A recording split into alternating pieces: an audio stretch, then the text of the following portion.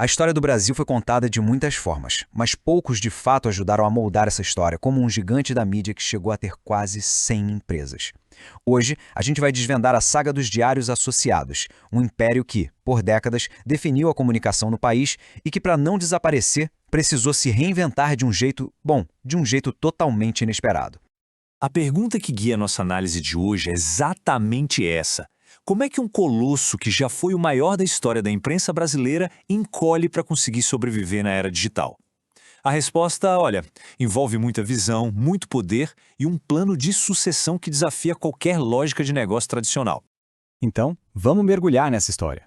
Tudo, absolutamente tudo, começa com uma figura central, Assis Chateaubriand. Em 1924, quando ele comprou seu primeiro jornal, ele não estava só fazendo um negócio. Ele estava, na verdade, lançando a pedra fundamental de um verdadeiro projeto de nação. E o crescimento foi assim meteórico. Pensa bem, em 1924 ele começa com O Jornal. Só 4 anos depois ele funda O Cruzeiro, que virou um fenômeno cultural no Brasil. E aí, em 1950, ele faz história de novo, inaugurando a TV Tupi, a primeira de toda a América Latina. Cada passo não era só crescimento, era uma verdadeira revolução na comunicação. A partir desses primeiros sucessos, a expansão virou a regra do jogo. O Chateaubriand não estava só acumulando empresas, sabe?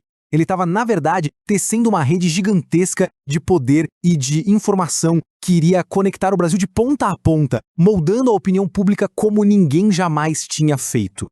E o motor por trás de tudo isso era uma ideia muito poderosa: integrar os brasileiros por meio da comunicação.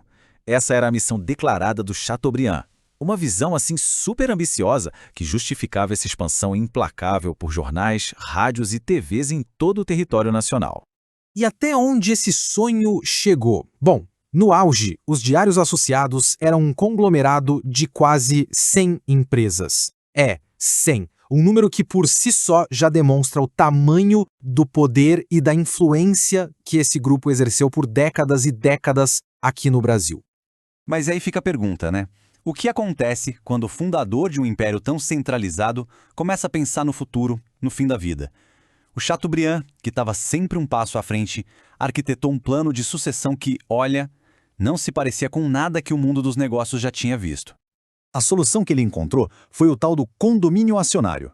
Pensa comigo, não era uma herança que ia passar para a família, nem uma empresa de capital aberto na bolsa. Era, na prática, um clube fechado de donos, onde as ações pertenciam a um grupo muito seleto de membros. Uma ideia completamente radical para a época. Tá, mas como é que isso funcionava? O Chateaubriand escolheu a dedo 22 pessoas de extrema confiança e basicamente entregou as chaves do império para eles. Eles viraram os condôminos, os donos coletivos. E o mecanismo foi feito para durar para sempre. Quando um membro morria, os que ficavam elegiam um novo executivo para a vaga. Isso garantia que o controle ficasse sempre dentro daquele grupo, longe de disputas familiares. Acontece que, depois da era do Chateaubriand, a realidade mudou. A economia se transformou, a mídia se transformou. Aquele império gigantesco, que antes era uma força, começou a virar um peso.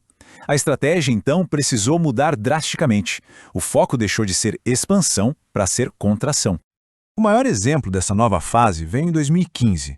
O grupo vendeu o controle de uma boa parte das suas operações lá no Nordeste para o sistema Opinião de Comunicação. Foi um movimento super decisivo. Numa região que era historicamente chave para o grupo, os Diários Associados passaram de controladores a acionistas minoritários. E como é que essa transformação toda moldou o grupo que a gente vê hoje? O que sobrou daquele antigo império é uma operação muito mais enxuta, muito mais estratégica, focada em mercados-chave onde o grupo ainda tem uma influência muito grande. E essa modernização, ela não parou não.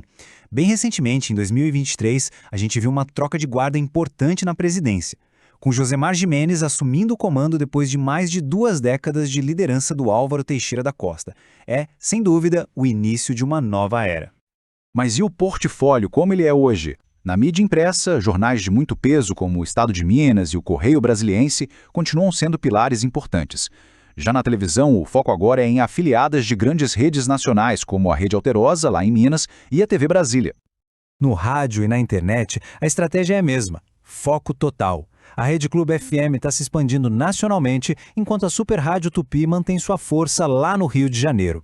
No digital, as grandes apostas são o Portal Uai e o Correio Web. Definitivamente, um grupo muito, mas muito diferente daquele antigo império de 100 empresas. E tudo isso traz a gente de volta à nossa questão inicial.